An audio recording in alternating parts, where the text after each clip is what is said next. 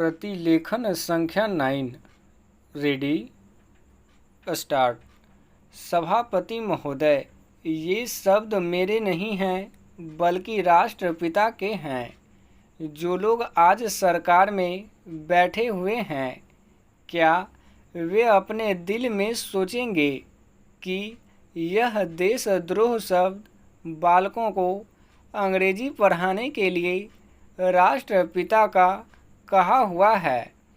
आज 54 वर्ष देश को स्वतंत्र हुए हो गए हैं, लेकिन राष्ट्रपिता की इस बात पर आज तक ध्यान नहीं दिया गया है।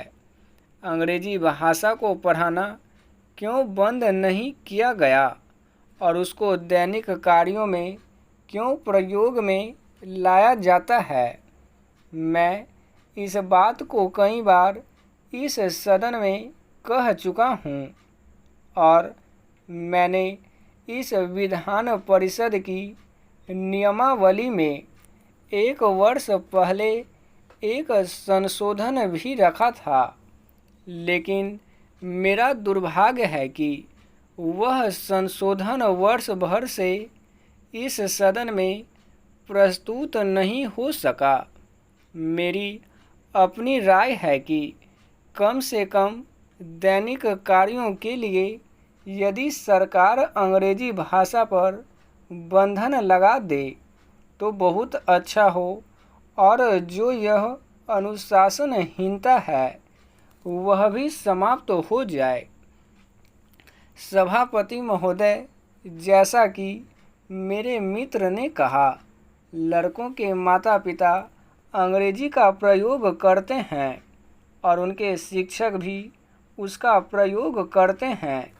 फिर बालकों पर उसका प्रभाव क्यों नहीं पड़ेगा?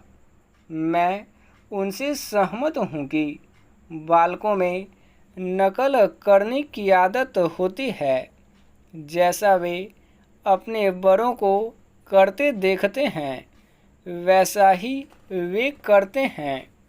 अगर हम कोई बुरा काम करेंगे तो उसका प्रभाव बालकों पर अवश्य पड़ेगा। आप देखेंगे कि जिस मनोवृत्ति के माता पिता और शिक्षक होते हैं, उसी प्रकार के बालक भी होते हैं। हम दूसरों को तो परामर्श दे देते हैं, लेकिन स्वयं उस पर अनुपालन नहीं करते। इसके साथ ही साथ हमको शिक्षा प्रणाली की ओर भी ध्यान देना है।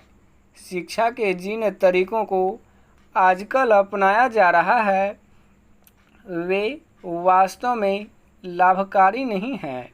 सरकार की ओर से इस प्रकार का आदेश होना चाहिए कि 14 वर्ष तक बालकों को अपनी मातृभाषा में ही शिक्षा दी जाएगी और दैनिक कार्यों में भी अंग्रेजी का प्रयोग नहीं होगा। इस प्रस्ताव में अनेक महत्वपूर्ण बातों की ओर ध्यान दिलाया गया है। मैं समझता हूँ कि जब माननीय मंत्री जी इसका उत्तर देंगे तो कह देंगे कि हम बहुत सी बातों पर कार्यान्वयन कर रहे हैं, लेकिन मैं समझता हूँ कि उन पर कोई कार्यान्वयन नहीं हो रहा है। स्टॉप।